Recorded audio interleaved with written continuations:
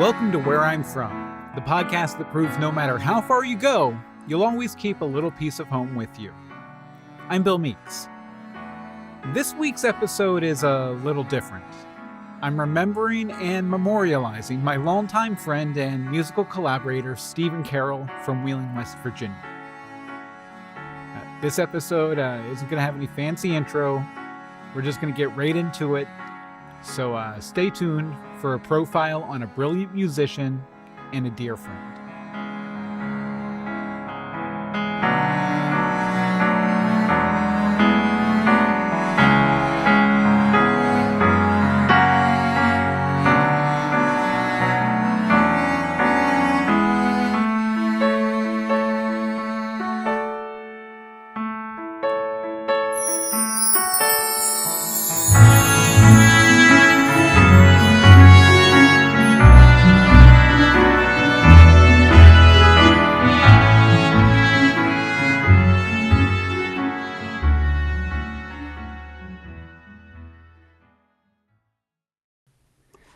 Hey guys, I want to thank you for joining me today. This is Bill Meeks, host of Where I'm From.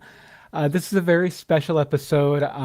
My friend Steve, who I've collaborated with on things since I was like 14 years old, got word a couple days before Christmas that he passed away. And it's been hard.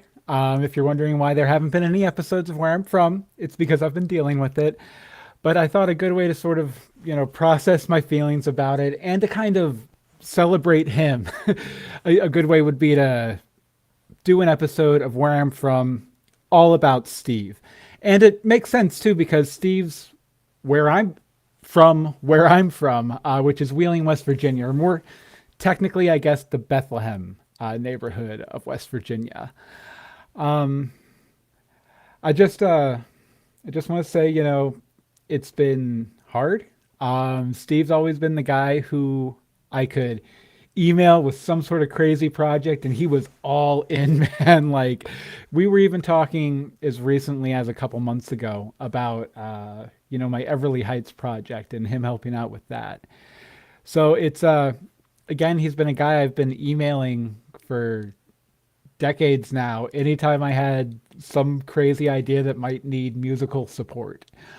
He was a genius. He was really great at technology and using technology in his art with music and everything. But we're going to go through a lot of memories today. And hopefully, you'll get to learn a little bit about Steve at least. And hopefully it'll, help me as I kind of process everything. So I've put together a slideshow here. So if you're watching the video version, you'll get some supporting visuals. So we put the slideshow up right here. All right, so I guess we'll get started here. Let me grab my notes. Yeah, and this episode is going to be not edited at all, completely loosey-goosey. But I think that's kind of the way this kind of episode should go, right? All right. Okay, so here we go.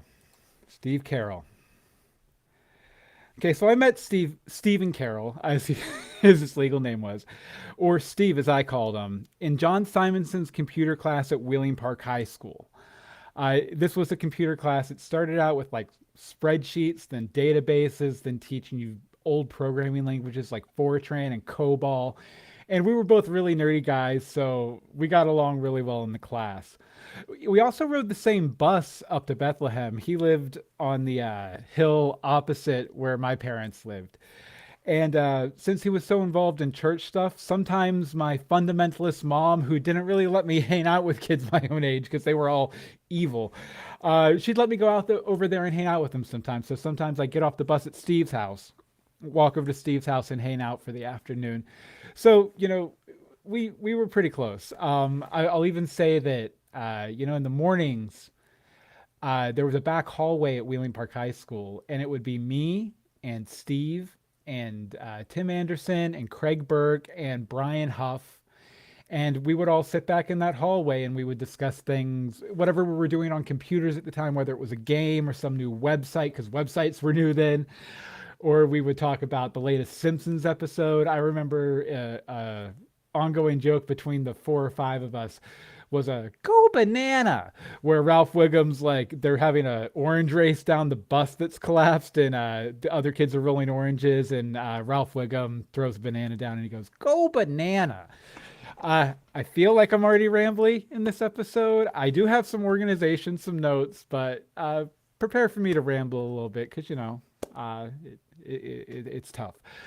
Yeah, but you'll see here on your screen. This is actually I went through Internet Archive and I found the old directory for computer technology student pages, and I found me and Steve's name there. Unfortunately, those links don't go anywhere, and I can't find those on archive.org.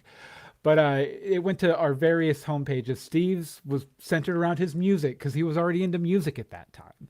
And mine was more centered on, well, I had an emulation page for a second, but I think my page was called Insanity Personified, where I posted my really emo poetry. You don't want to look it up. You don't want to find it. But I did find this page here, which I thought was pretty cool. All right, let's see here. So, as I said, me and Steve were both big nerds. Me personally, I was a computer gaming nerd. I came into that computer class with my own software company, making games in a game creation system called ZZT, which you'll see up here on your screen. My game was Lois and Clark, The New Adventure of Superman. It was really bad. You can find it if you want to play it. It's online. So I was that kind of nerd, sort of like a programming nerd and a writing nerd. And then Steve was a music nerd, and he loved music. He had a professional MIDI keyboard at home. He did piano lessons, recitals, all that kind of stuff. And a lot of what he did was he would play. Well, for one, I want to say he used a program called Cakewalk to do his MIDI keyboard stuff, which was the top of the line MIDI program back in the 90s. And he mainly, outside of the classical pieces he would learn for his recitals and things like that, he was a really big Pink Floyd fan. So I figured I'd go ahead and pull. I did find a cover on his YouTube page of him doing a Pink Floyd song. So I figured I'd play that for you guys since Steve was such a big fan.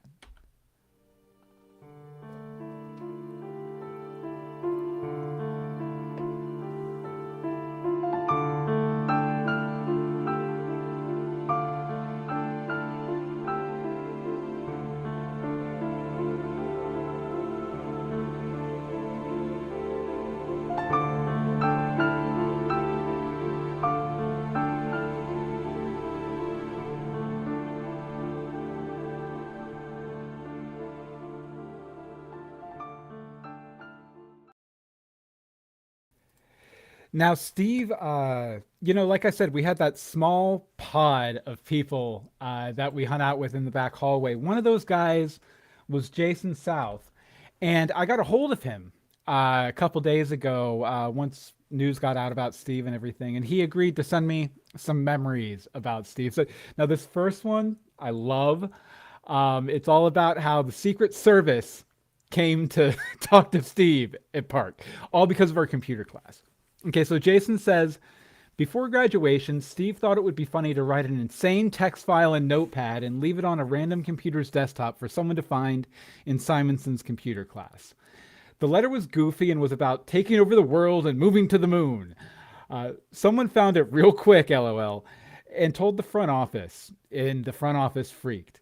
They had someone from the Secret Service drive up to Park to do some psychiatric evaluations on him being Steve. Haha, it was crazy. I remember because I think I had rotated out of the computer classes when all that went down, but I remember hearing about it in the hallway the next morning. And yeah, and then Steve wasn't in school for a few days or on the bus for a few days. It was weird. But yeah, it eventually got smoothed over, and Steve went on to lead a very productive life. And another story from Jason here. Oh, he says when he got home, he watched the news out of the freak chance that it would be on the news, Steve getting approached by the Secret Service. And it was on the news. So, I mean, it was a small town. Like I think Wheeling has like 50,000 people, small WTRF news station there. Of course, they're going to go up to the high school if the Secret Service is getting involved. All right. So, and then next up, Jason, I wanted to talk a little bit about Steve's creativity in his studio at his house, which I recorded at about a billion times. So, Jason says Steve was super creative. One day in the late 90s, he asked me to come over to his house to show me something he was working on. When I got there, he turned off all the lights in his basement, and it literally looked like we were in outer space.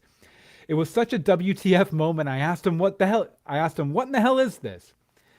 He had thought the idea to take panels of blackout fabric and insert about 1,000 fiber optic cables into the fabric, make it an illusion where you were in outer space. Ooh, I can just picture it in my head right now. So like this black fabric with fiber optic lights run through it, and it makes the room look like it's space, right?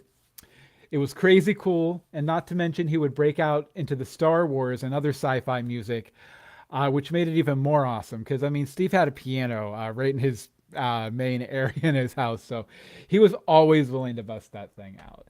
Jason goes on. One thing that just sprung to mind, and this may be only impressive to computer nerds, lol. I just had to check my old IM logs to verify the exact folder size. He had 90.7 gigabytes of wave samples that he used to interface with his old keyboard in the 90s. Let that sink in. LOL. In the 90s, he had 90.7 gigabytes of wave samples he had to store locally, which was no small task and I'm sure wasn't cheap back then. I think, most of the consumer grade hard drives were like 100 megabytes, maybe 500 megabytes. And then Jason goes on, this again, Jason repeats me. This is when hard drives were 1 gigabyte to 10 gigabyte if you were lucky. He had so many computers networked together so he could access all these files.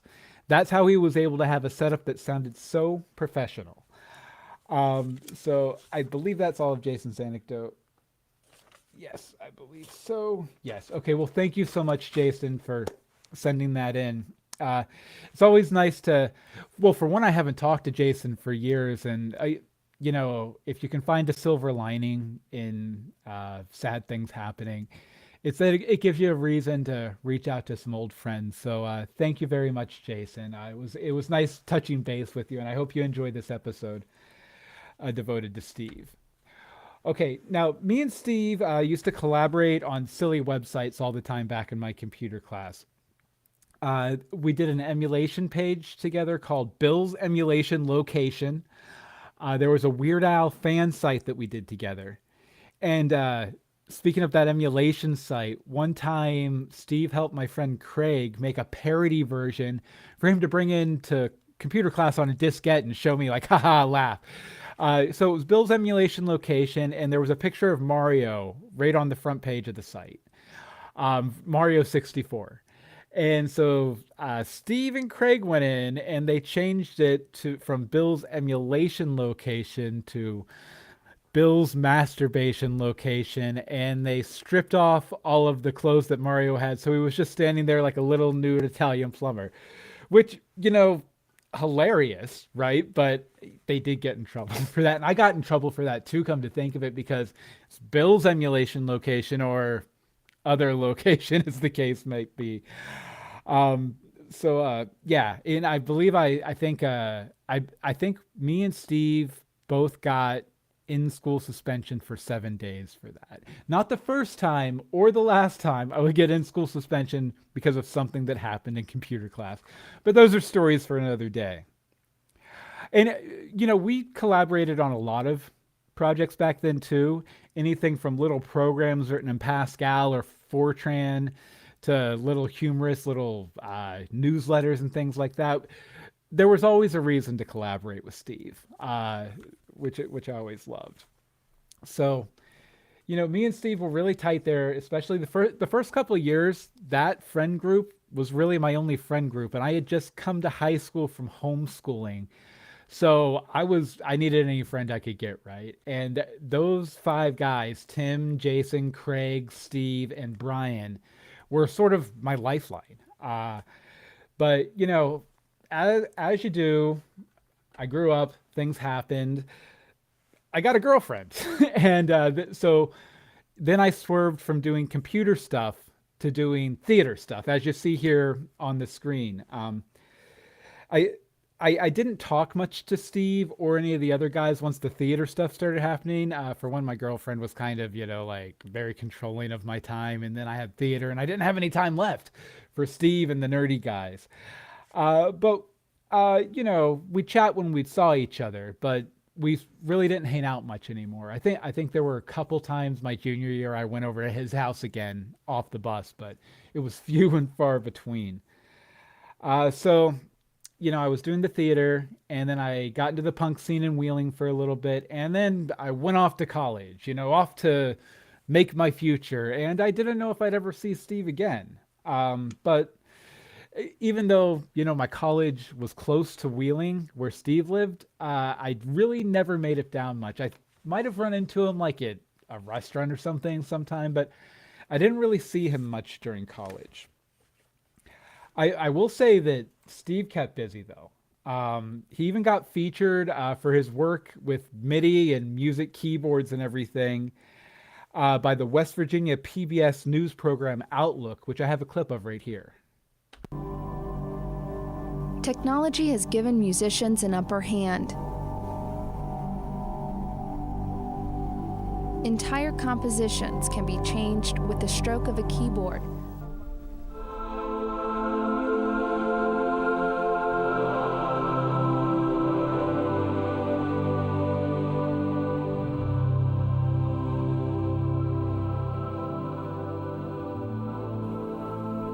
From CDs to iPods, internet downloads, or playing the hymns at church, music and electricity have been partners for over 120 years.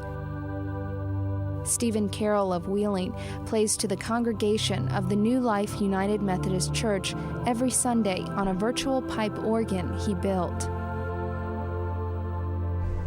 This idea started a couple years ago with just one keyboard at my house and sampler software where you can play pipe organ sounds with a keyboard at your house.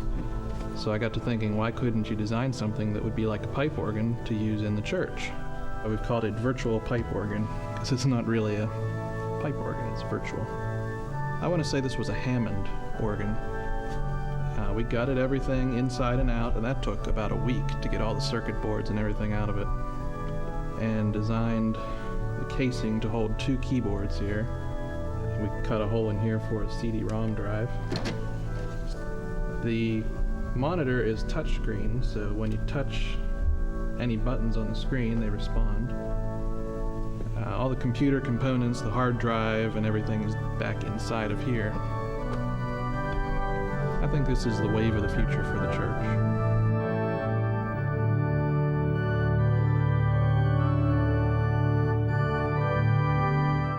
It's only been within the last 2 or 3 years that I've been able to get samples for computer libraries. And those are actual recordings of real instruments that you can play. So that really increased the quality a lot. That makes it sound a lot more realistic. I've been trying to create as realistic an orchestra sound as I can through computers.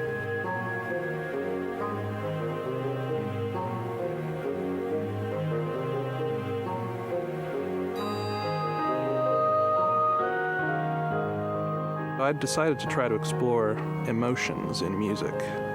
So I sat down and started to write a symphony. It's just Symphony Number 1. It was based on a trip to the ocean.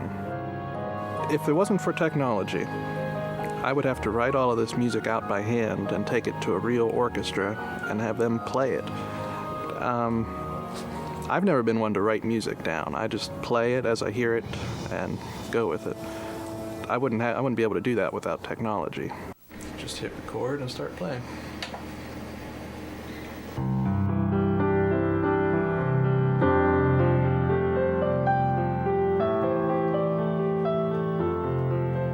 I found an electronic community all over the place. Anytime you go online, there are forums for people who write their own music, and I found there are a lot of people out there doing the same types of music that I'm doing. The internet gives you the ability to spread that all over the world. Yeah, and that if you were watching the video clip, the house he's walking through, the setup he has there, that's where we recorded the next thing I'm going to talk about with Steve, which is Classic Tragic Hero. Now, I hesitate to even say this name because I felt I was so lacking when we did this project that I've been embarrassed by it for years. Not because of Steve's work, but because of mine. But I really didn't talk to Steve again until 2006 when I moved back to Wheeling for a year after failing out here in Los Angeles. I'm back now, doing well now. So I went back to Wheeling. We messaged each other on AIM, and I went over to his parents' house, which, as I mentioned, was sort of one hill over from my parents' house where I was staying when I got back to Wheeling. When I told Steve I'd been writing songs for the last couple of years when I wasn't busy helping my friend Brett be an actual performing musician out here in Los Angeles, Steve was very excited. He was all about it. We initially teamed up to record the 4 to 5 songs I felt I could play pretty decently that I'd written, some covers, some originals. And the result was this album you see here called That's Life. It's an EP from a band we called Classic Tragic Hero. Here's a little clip, and I'm embarrassed. Please listen to the music that Steve played. Don't listen to my voice. I was a 2-pack-a-day smoker back then. I had a terrible voice. But here's a clip from the title track, That's Life. Hold on to your hate, though it keep you sedate. I loved you, but you'll never be my wife. Let it go when you are soothed, when you have something to prove. Healing starts with ripping out the knife. Oh well, that's life. Well, that's life.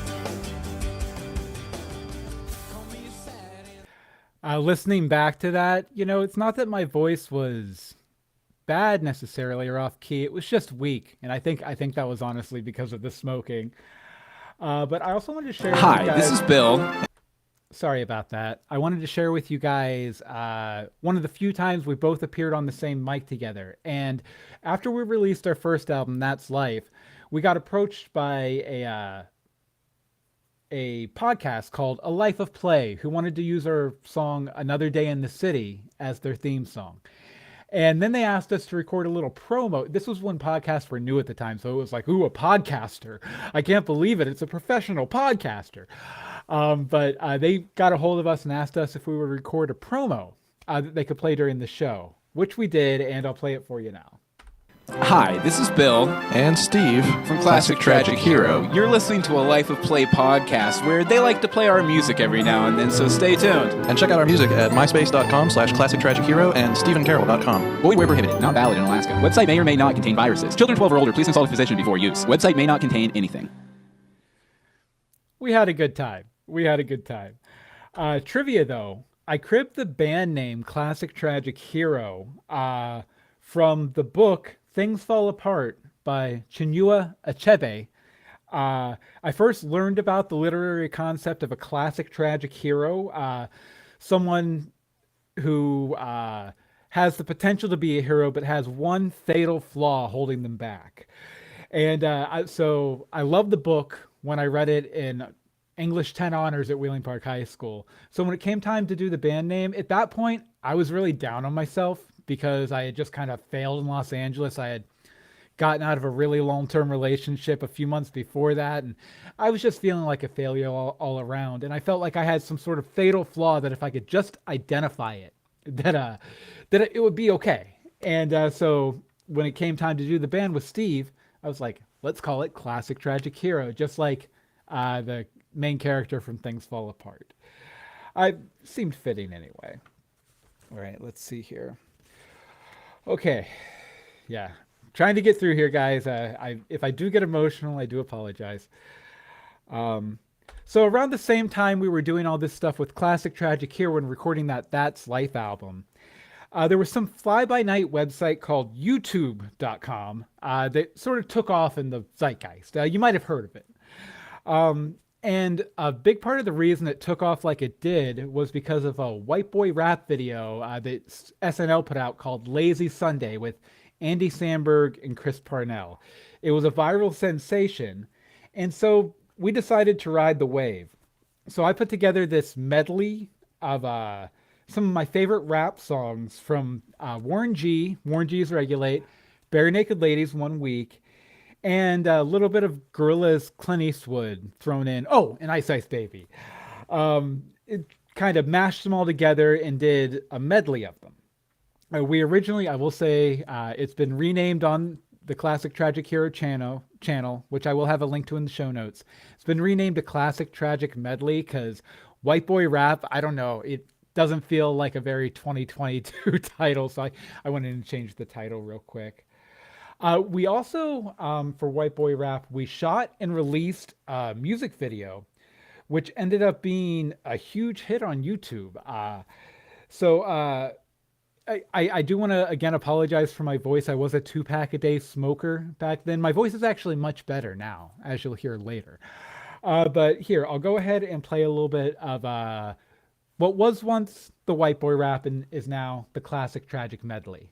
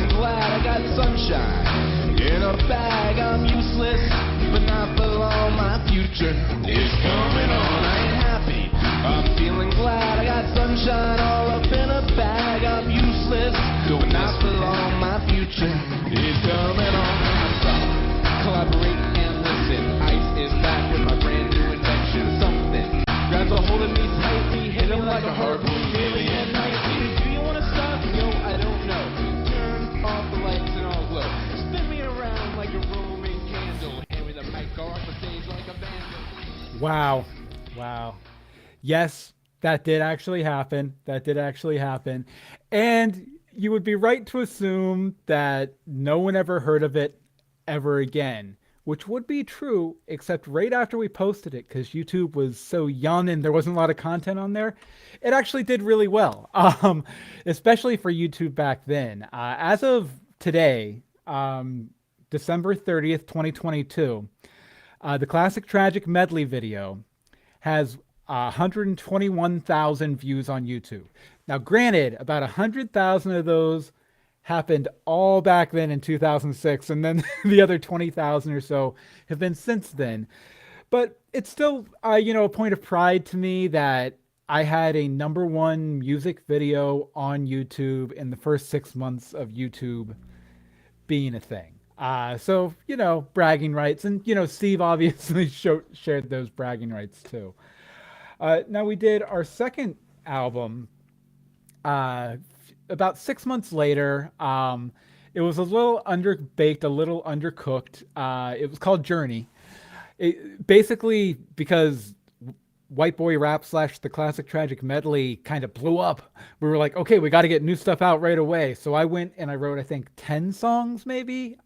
Some of them were good. Some of them really sucked. But not Steve's fault, my fault, because I was partying hard back then and I wrote them all really quick, and excuses. I still like a couple of the songs. I like the cover too, because you'll see it has the hero's journey outlined as subway stops along a subway map. So call to adventure, refusal, threshold, whale's belly, trial road, etc., all adding up to a classic tragic hero's journey. And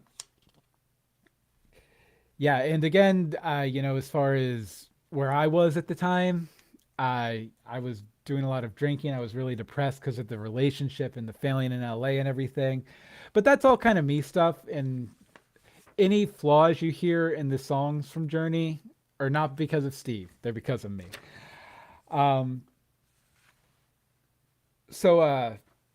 in support of Journey, and because the White Boy Rap video kind of took off like it did, we decided to do another video for a song off Journey called My Baby True. And I'm going to play a little bit of that for you right now.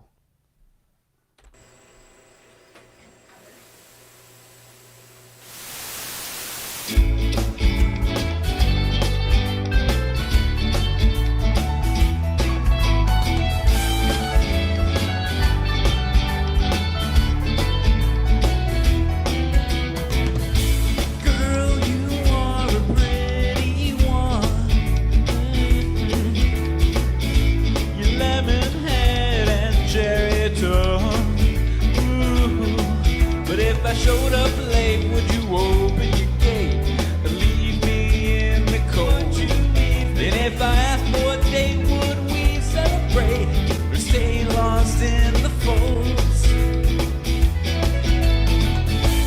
Will you be my baby true? And that was such a fun video to shoot too. I shot that with my friends Ryan Board and Gretchen Snyder, who, if you've watched The Fakist, you might know her as the voice of Cindy McNeil.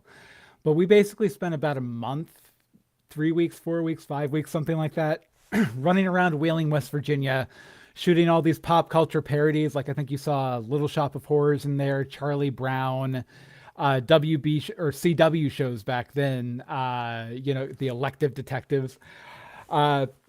It was a whole lot of fun. There is some drama behind that video and that whole thing, but I think I'll save that story for another day. All right. So a lot of times, I'd go over for a recording session at Steve's to do some classic tragic hero music, and he would have put together this. The next morning he would email me, and he would have put together this crazy sketch from all my outtakes. I picked there were several of them I still have. I picked my favorite one though, and this one's called Bill and Steve Order Pizzas. Hi, this is Bill. And Steve. And we're from Classic Tragic Hero. We'd like to order an extra large pizza with, what did you say you wanted? Extra garlic? That was way off. Oh, I'm sorry. He said he wanted anchovies. That was off too. All right, just make it pepperoni then. Is that okay? Something like that. Great. You need anything else? I need a drink.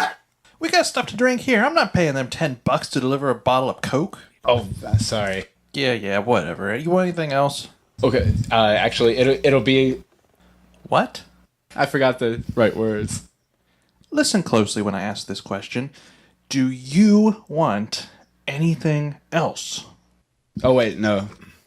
Okay, that's all we need. Just deliver the pizza. The address is 2218 Sansom Street. On Sansom Street. Yes, Bill, that is where I live. I'm glad you know that. On Sansom Street. I gotta go.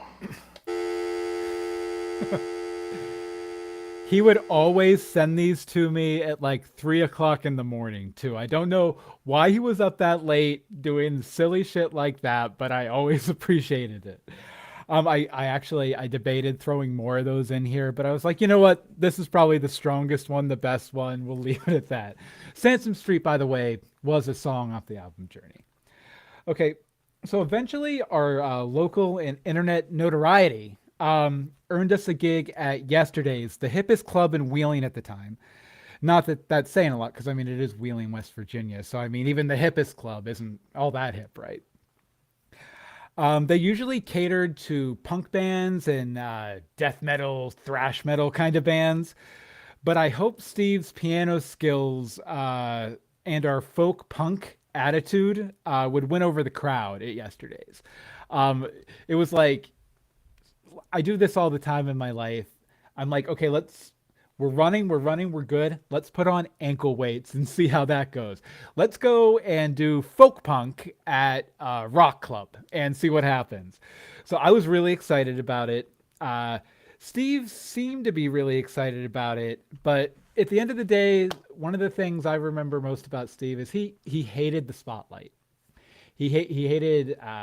He would go up in front of a church and play for hundreds of people, but he'd be, behind the organ or behind the piano. He was very hesitant to even, you saw a picture from the Journey album interior cover. And he was very hesitant to even send me that picture. He liked to be a behind the scenes guy, which I realized, and as we moved on with different creative projects, he became more of a behind the scenes guy. Today, I'm putting him out on Front Street. So because Steve was so nervous and everything, he didn't show up for our big gig at yesterday's. So that kind of hurt me, right? Because we had been building this thing for like 6, 7, 8 months at that point. And then we finally get this big opportunity to, actually start playing gigs and Wheeling, at least. And he kind of ghosted me, I guess you would say in today's parlance. It did hurt. But again, it's all water under the bridge these days. And I'll get into more detail on that as we go on. But it hurt at the time. And so I kind of stopped talking to Steve for a while. And then soon after the gig, I ended up reconnecting with an old college friend, Anne-Marie DeSimone, who is now my wife. So I found myself sort of with requited love to write about, where all the classic tragic hero stuff up to that point had been about unrequited love. My love had been requited, so maybe the point of classic tragic hero wasn't really there anymore, right? So I moved to Pittsburgh to be with Anne-Marie. I moved away from Wheeling and kind of left everything behind to go off to my new life. And this all happened within a couple months of us starting to date.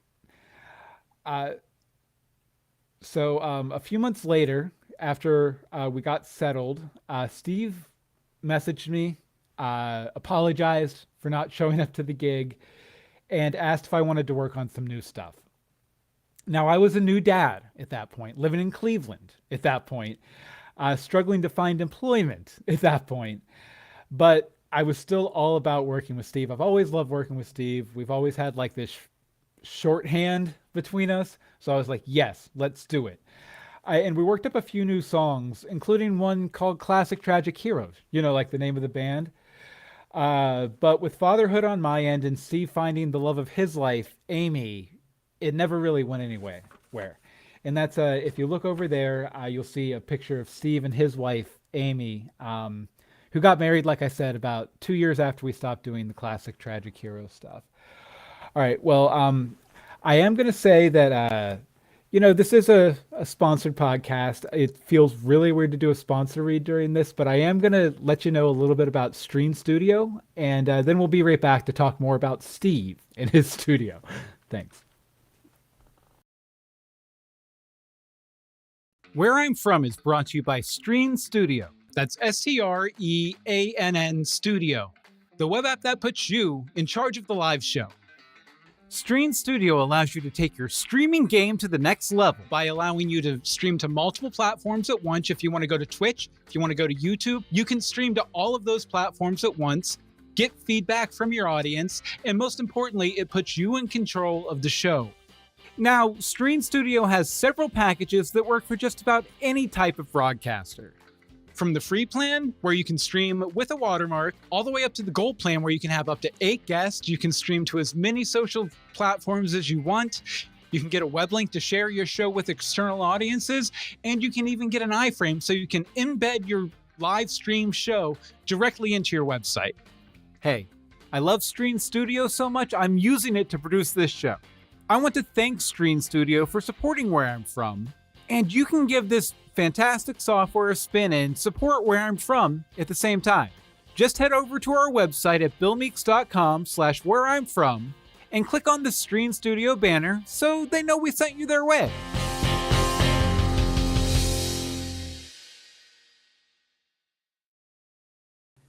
And we want to thank Stream Studio for sponsoring this episode of Where I'm From, a very special episode of Where I'm From.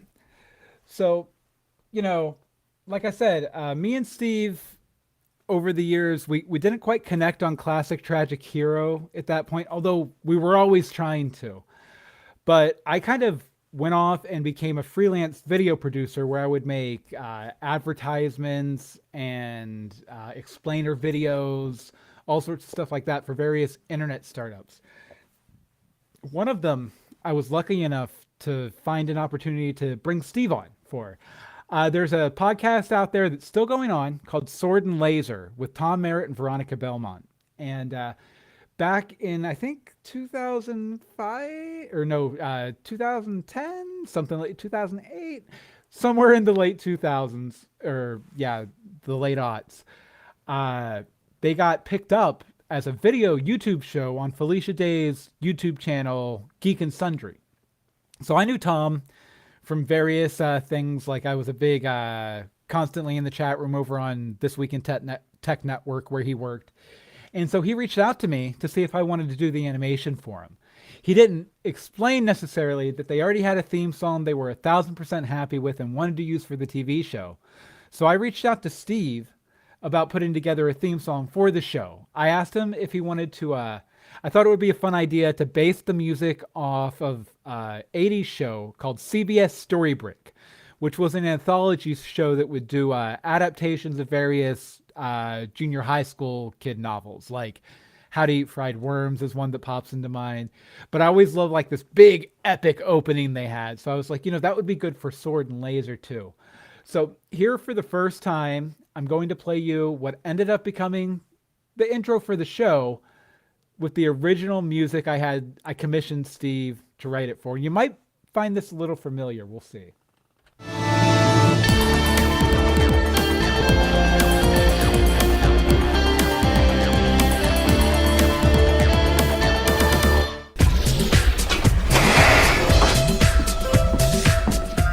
Hello, everyone. Welcome to the Sword and Laser Show. I'm Veronica Belmont. And I'm Tom Merritt.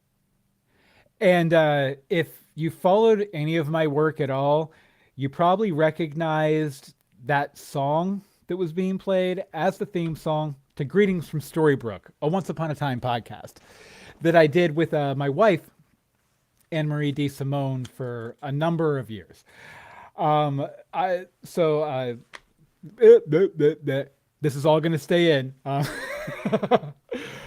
So we started off Greetings from Storybrooke, and Steve's theme opened and closed over 200 episodes downloaded by tens of thousands of listeners over the course of the years where we're doing Greetings from Storybrooke. It was a fan cast focused on the ABC TV show Once Upon a Time, set in a town called Storybrooke. So I thought Steve's take on the CBS Story Break inspired theme fit the bill. Plus, Steve had already made it, and I felt bad I couldn't use it in a more high-profile project. The theme song worked great, though, and it often got compliments from listeners. I probably should have forwarded more of those compliments on to Steve, but I think he knows how appreciated it was.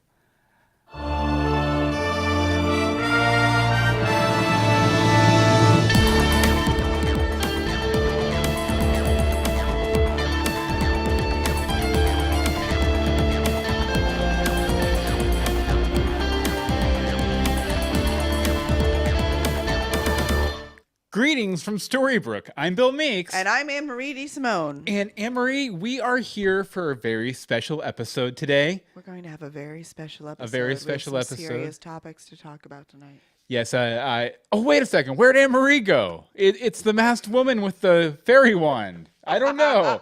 There are too many props sitting here. I can't resist. Yeah, and if you'll notice, that was my wife, Anne-Marie, who co-hosted the show with me. Also, if you're watching video, I'm currently wearing a Greetings from Storybrooke t-shirt. So, huge, profound effect on my life. The episode that clip is actually from is the episode where a company flew me out here to Los Angeles from where we were living in Atlanta to do a live version of Greetings from Storybrooke. So Steve's theme blasted out to a huge conference room filled with Once Upon a Time fans.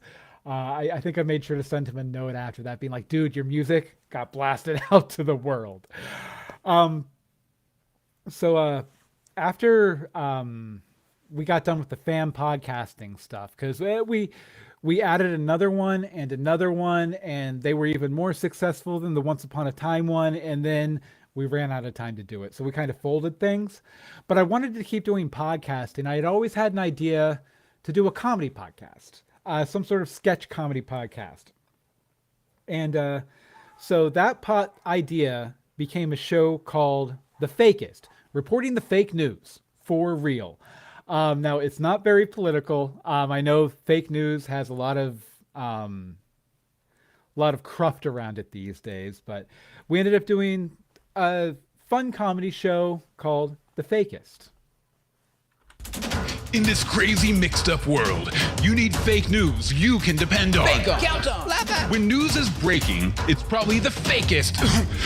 It's probably the Fakist that's breaking it. That's me. I'm Paul Defoe. We've got a commercial, Paul. Breaking the fake news for real. From KCOM Studios in somewhere west of New York City, this is The Fakist. And Steve was very involved with The Fakist. He joined the Fakist team in our 3rd episode when he composed another silly rap for my cast to perform. It was actually a really fun night because once we stopped doing greetings, we passed it off to some of our listeners. And then those listeners came to our house to watch the series finale and record a live reaction podcast with us, our house in Orlando, Florida. So while they were there, I knew they were all going to be involved in The Fakist as voice actors. So we recorded this next track that Steve did for us. It's another rap, and it's all about the news team from The Fakist, their favorite place to go have lunch. It's called Madame Caprow's Lunch Place Rap. Yeah, it's your boy Birdman staying here, coming to you from the underground. About to spit fire. Rolling down the street with our boy Birdman stand. Order up Thai food as fast as we can. Our old lunch place doesn't have the same fire. Who knew I learned to love these salads with papaya? The fake news is broken. We're in a big hurry. Yeah, and I'll say that The Fakist was definitely a project that really let us stretch our creative wings as a creative partnership, the creative partnership we had over the years. I'm going to go through some of my favorite examples now.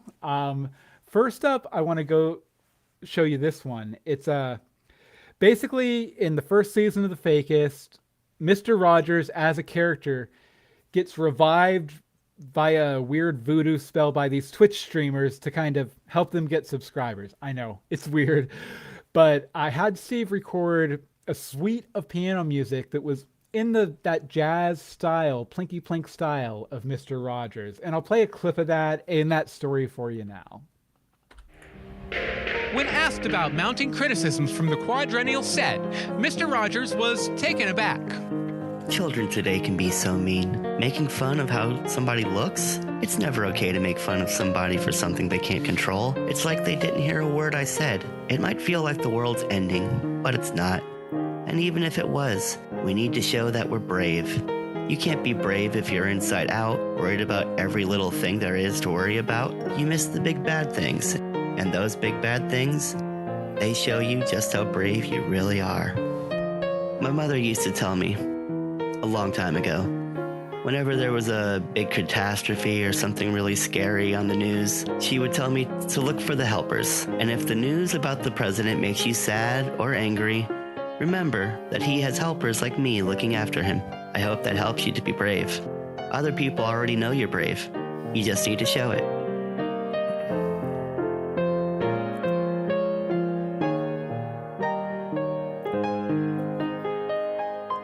And that's the amenable Bobby Hawk as Mr. Rogers in that clip. Bobby from Bradenton. Love you, Bobby.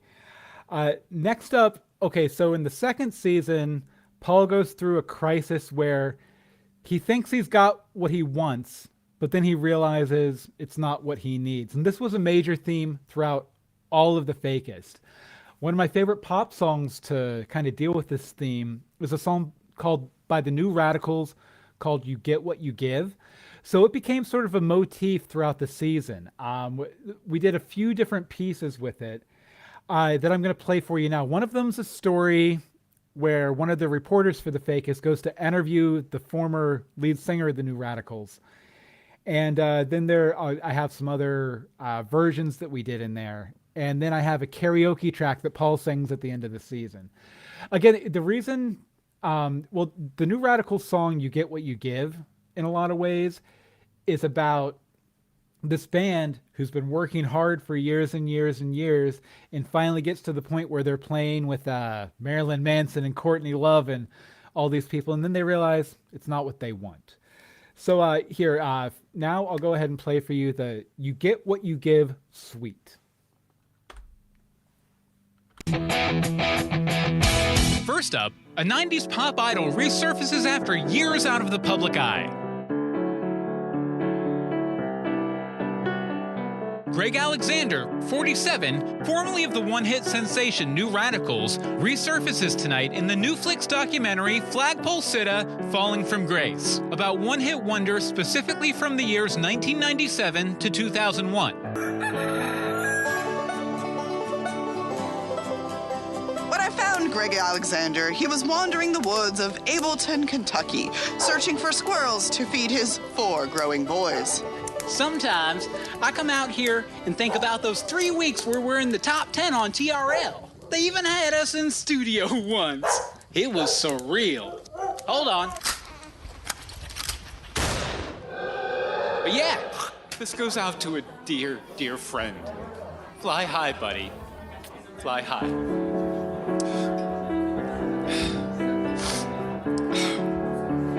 They killed Birdman Stan. Wake up, kids, we've got the dreamer's disease. Age 14, they've got you down on your knees. So polite, you're busy still saying please. Oh, why would you do that? It's a unique show. It's a unique show, The Fakist. If you want to check it out, thefakist.com. But, you know, as I said, Steve continued to do work for me on The Fakist through all 3 seasons. The next one I want to share with you is another karaoke track. That karaoke track, the You Get What You Give karaoke track, I just did the song because it fit thematically perfectly. This one, for season 2, episode 8, I decided to do a parody track. It's a parody of, what is it? Yeah, Nobody Knows It But Me by, is it Brian McKnight? Maybe, but but it's a really low point right at the end of the season. Paul's kind of lost everything. He's realized all the fighting they've been doing all season was for nothing. And then he goes to the karaoke bar again. Okay, folks, last karaoke artist of the night, straight from his hit fake news program, The Fakist, Mr. Paul Defoe. Hey, he killed Grimace.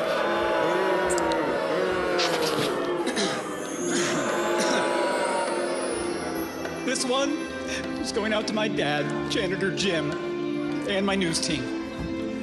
Sorry if I let all of you down, as usual.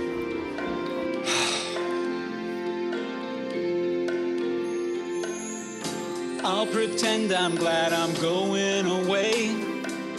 My smile's fading more every day. My show's dying tonight, and nobody knows it but me. Like a clown, I put on a show.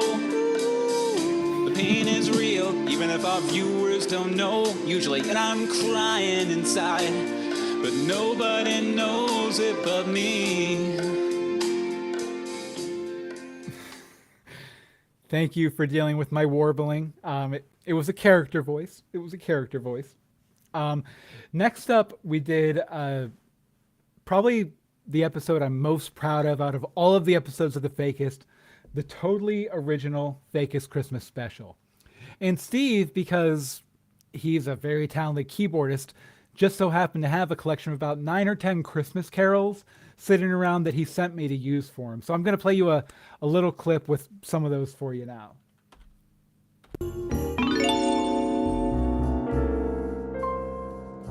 My bungalow. I'm back. Finally. Now, to drink away all those recently remembered memories, let me just grab a clean glass off the shelf here. There. Now, let's watch some TV. Why not? I wonder what KCOM is airing right now. Woo! Yeah! Whee! I can't believe this is happening! Woo! Where are we going now? to right now, of course. The last Spirit had your entire backstory to mine from. I only get this one night. Let's see how the other members of the news team are getting on without you. Okay, it's a Christmas Carol. We totally did a Christmas Carol, and that's fine. That story's been covered by the Flintstones, so I think we're good. I know, but a really fun special, and Steve's Christmas music really made it like a... I believe there's one review on the Fakist that specifically cites the music in combination with Rebecca Johnson's performance in one of the last scenes as making them cry, as inspiring real actual tears, which, you know, as an artist, as a writer, is something that you aspire to. You want to make people cry because it makes you feel better about crying. Okay, and I think this is the last piece. Yeah, this is the last piece I want to share with you guys from the Fakist. The last season of the Fakist, we sort of rebranded, did a soft reboot, and it's called The Fakist One Last Day. Now, you remember that karaoke track that Paul was really broken up about betraying the news team? The last season, The Fakist One Last Day, is all about the results of that and how the fake news falls, finally, forever. But Steve collaborated with someone we both went to high school with, this guy named Joe Carr, who lives in Wheeling. Joe sang the song because my voice kind of sucks and I didn't want to do it. And he played the guitar, and I sent those tracks to Steve, and he put together this whole arrangement. This is a parody of The Times They Are A-Changin' by Bob Dylan. I think you'll detect that when we go through, but here we go. Maybe. I don't have to tell you guys that things are bad, but I think if we kick names and take ass tonight, we might just be able to save the show. Turn on your TVs, honey, let's go. Let's watch the fake news team and that jerk Paul Defoe. They only have one day to save the show. Here's the fake news we're saving. They'll fight really hard, but it'll still blow. For the fakest news show is a fading. For the fakest news show is a fading. Now we arrive at the day in question, December 13th, 2021. One last day to save the show. One Last Day, a standalone story set in the world of the Fakist. Starting March 3rd on Apple Podcasts, Spotify, and, well, everywhere else. Also still available everywhere else. Steve did a lot more music than just those few tracks I selected, but those were the ones that were some of my favorites over the years. But we had a lot of plans. We were going to do so much more, me and Steve. For one, I've spent about 2 years during the pandemic writing a series of, I think there's 8 or 9 TV pilots and movie scripts, all set in a world that's based on the town where we grew up, called Everly Heights. Everly Heights, home of the arts. And we had been talking back over the summer after I was like, okay, we're going to push forward with this project. This is the new Fakist, project. And Steve was really excited about it. We were getting ready to get a meeting together with me and Steve and my friend Tom Gerke, who does my art for me. And then I got a gig. I got a podcast producer gig, which, is great because, money's nice and, paying your rent's nice and everything. But at the same time, I had to put Everly Heights on the back burner. And unfortunately, that means Steve can't be involved now. He had so many ideas when I approached him with the concept. He was talking about different musical styles he wanted to work in. He was talking about different motifs he wanted to work in throughout all of the different properties, because each one of these scripts is a different story about different characters, for the most part, all set in one town, Everly Heights. So he had ideas out the wazoo for this. And honestly, one of my biggest regrets of the past few years is not pushing forward while I had the chance. So Steve could be involved with this, because this project, it's so tied into Wheeling, West Virginia, where we grew up and I met him. And yeah, I think his creative voice would have been great on it. But now, I guess I have to push it forward with it without Steve, which is unfortunate. But I want to do it for Steve because he was really excited about it, and I'm sorry we didn't get a chance to work on it. I will say too that there are a couple characters in Everly Heights that are also based on friends I lost way too soon. Brett Kane, who I mentioned before, the musician I tooled around with out here in LA, and Ryan Horde, who was the guy who taught me how to play the guitar and encouraged me to keep writing songs that led to Classic Tragic Hero. That collection of songs, I wouldn't have written them if it hadn't been for Ryan Horde. At some point, I'll probably end up doing another special like this on those guys, because both of those guys, much like Steve, huge influences throughout my entire life. For 20 years now, have been important people that anytime I want to do anything, I go talk to these people before I do it creatively, before I do anything creatively. Obviously, if I go to brush my teeth, I wasn't calling up Brett or Steve or Ryan. But if you guys like this episode, let me know. Bill@BillMeeks.com. I'd love to do another special on Brett, who was a super talented musician, singer-songwriter. And Ryan, again, another super talented singer-songwriter. The stuff I did for Classic Tragic Hero, I wish was half as good as anything they did on their worst day. And if Steve's contribution did anything, it was that he made me look better than I was. So thanks for that, Steve.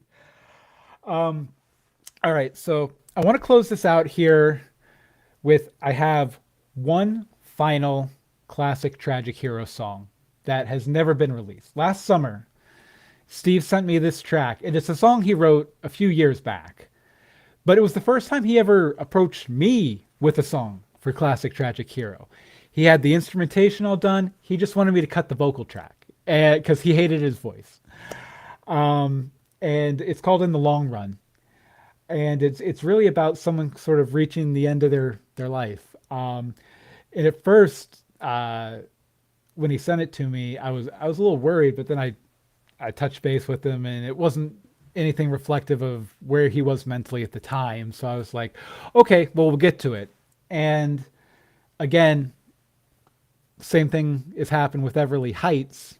I got the podcasting gig. I started doing this show, which, thank you, Stream Studio, for sponsoring this show and allowing me to do it. But it takes up a fair amount of time, and I didn't have quite time for my indie projects as I did before these gigs.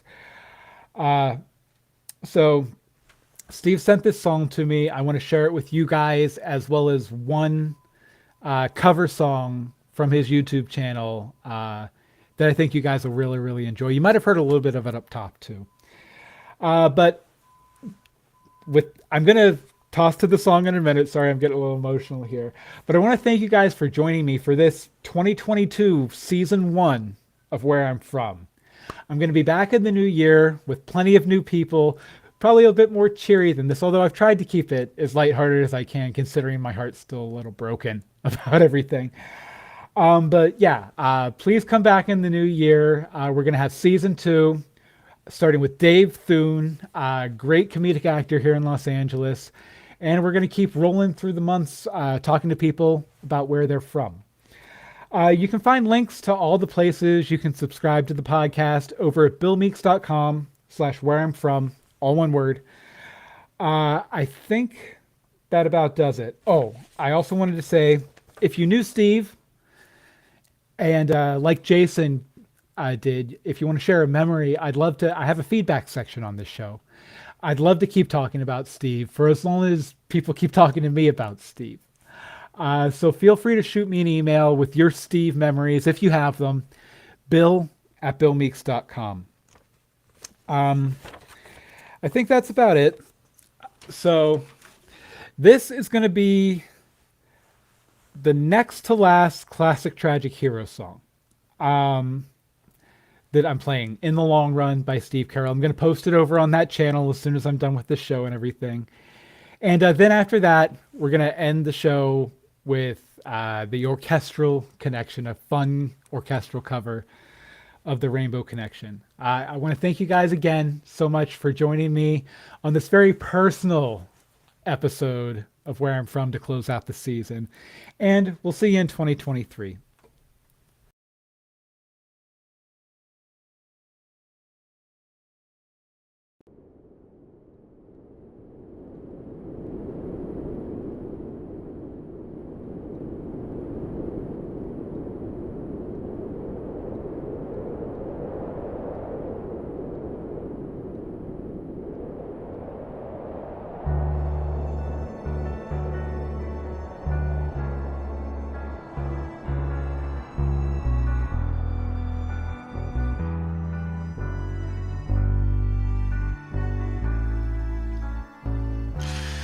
You've been running for so long.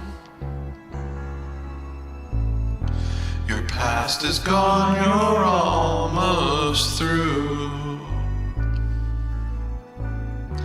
You've paid the price, you've sung your song.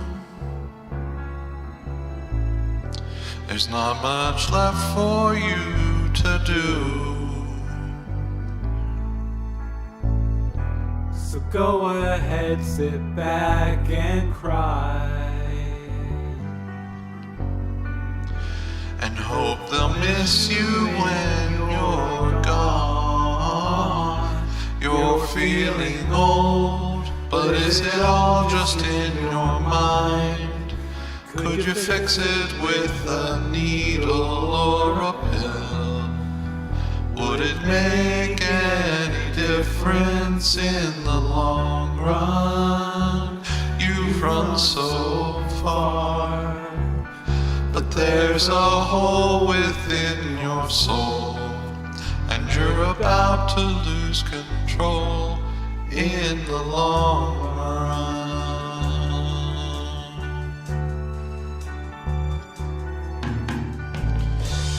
I was so young when I found you.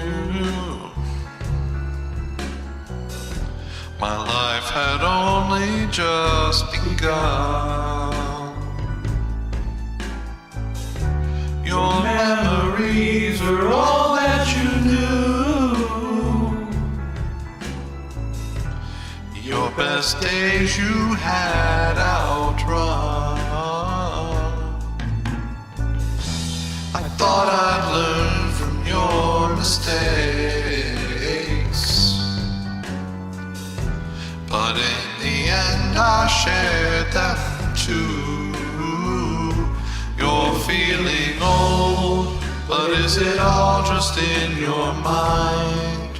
Could you fix it with a needle or a pill? Would it make any difference in the long run? You've run so far, but there's a hole within your soul, and you're about to lose control in the long run.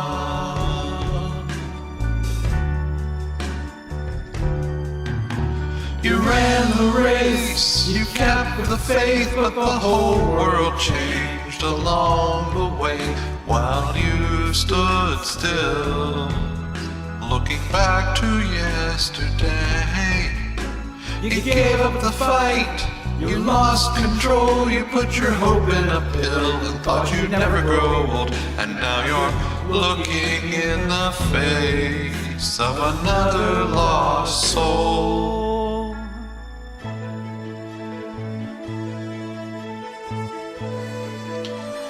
I'm feeling old, but is it all just in my mind? Could I fix it with a needle or a pill? Would it make any difference in the long run? I've run so far, but there's a hole within my soul, I'm about to lose control in the long run.